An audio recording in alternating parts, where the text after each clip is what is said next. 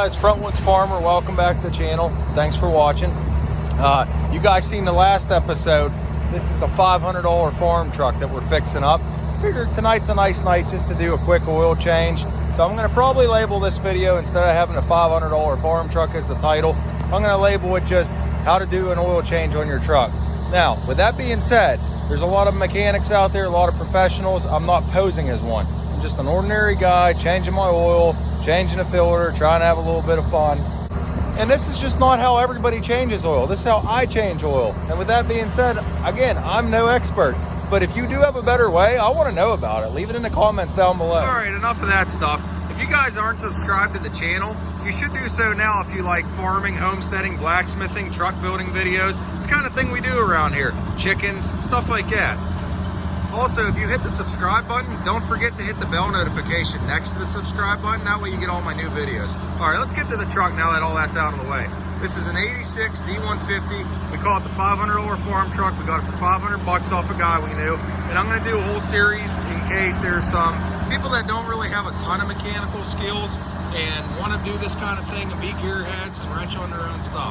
All we're doing today is a quick oil change. You'll notice that I got the truck running. The reason why I do that, not only is because it's cold in winter and the oil doesn't get all out, I always done that. What I learned from an old timer is the more your truck heats up, the thinner that oil gets and it'll all come out. You'll get more oil out. Now in theory, that's a great idea. Do you have to do it? I've done oil changes with leaving it cold.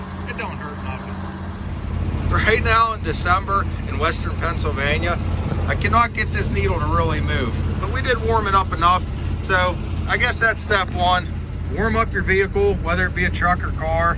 This is a lot to deal with older stuff, not your newer stuff, but it'll give you the gist of it. You get this hood popped. All right, while getting this hood open here, and it's a heavy one, I just want to go over a couple things. You got to watch where you get your filters from. I'm going to let you do your own research. I'll tell you, again, who I prefer to use on my truck and my oil filter changes, and that's Baldwin filters. Now, there's Fram, there's Wicks, there's Caterpillar, all different types of filters. Now, if you YouTube, people actually cut the canisters that spin on your motor for the oil. They cut them open and they show you what's inside of those filters, and then you guys could be the judge of it. So check it out. There's a few YouTubers I've seen that did some pretty good jobs of that. All right, this is just your normal V8 engine. Here's my dipstick, and I've never changed oil. It should be on the valve covers where your fill is. Yeah, right here is your fill cap. So what I do before I change my oil, for say, take my oil drain plug out to drain it, I always loosen this cap here and I just pull a dipstick out about halfway. That way there's no suction on the motor for when that motor oil is pulling out down below. The oil drain plug looks to be about a 1/2 inch. I could be wrong, but I'm pretty sure it's 1/2 inch oil drain. We have a little pan here. You can get these at your local auto parts store. They're probably 10 or 12 bucks. All you do, make sure you're on there all the way good. Loosen her up. That one was actually pretty loose. Now watch, because remember, this oil is hot. First couple times doing this, you should probably wear rubber gloves.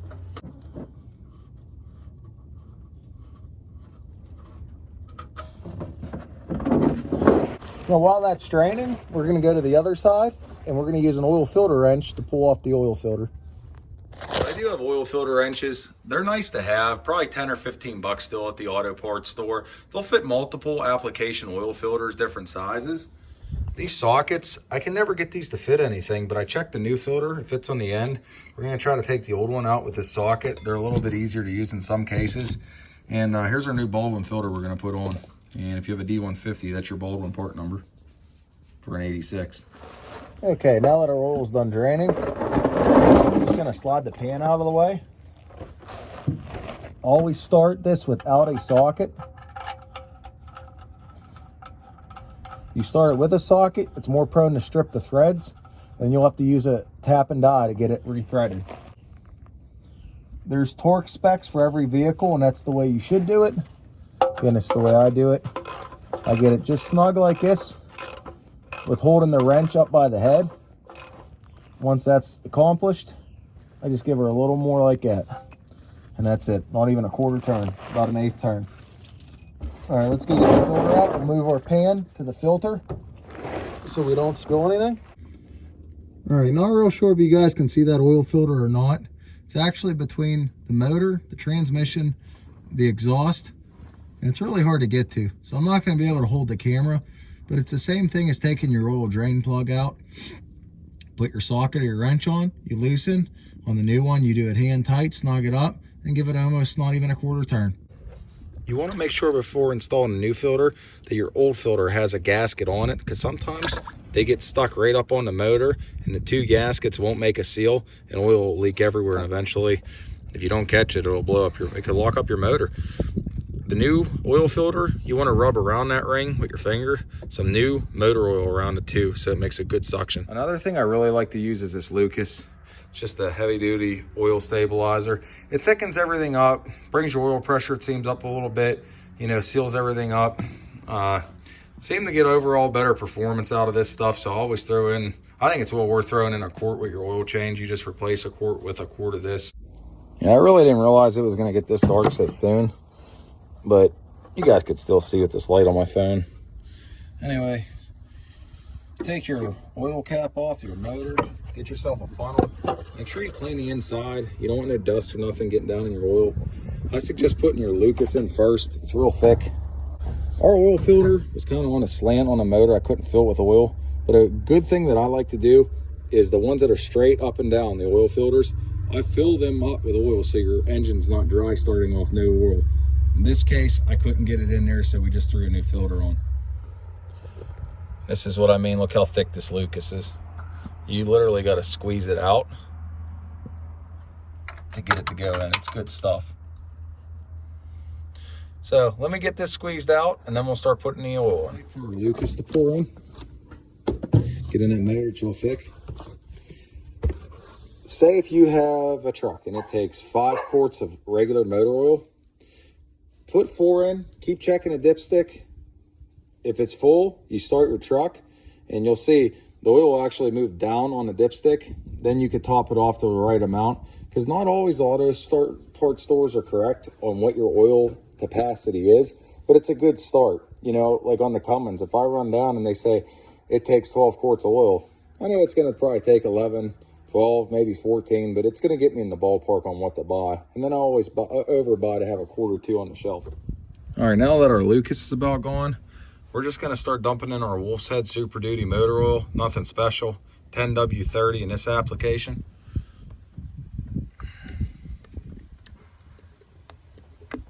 Now you can leave these sit in the funnel and drain the whole way, but I never really found it necessary. You get most of it out when you just dump it. I got a little bit. There's not much left in here. I brought you guys in the barn to see this. That's where you kind of want it. It's just a tad over full. So we're going to go ahead and start the truck.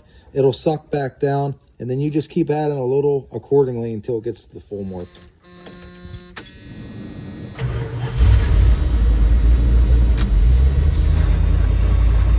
All right, she started good.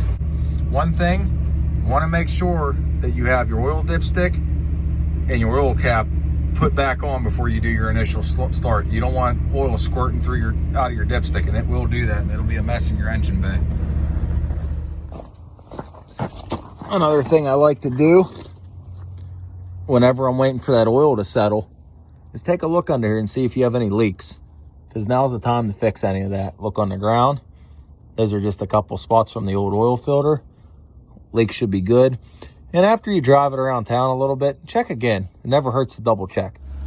All right, guys, it's getting late. This is how you change oil on a 1986 Dodge D150. If you like this video, share it, comment, like, subscribe, hit the bell notification to get all my new videos. See you next time.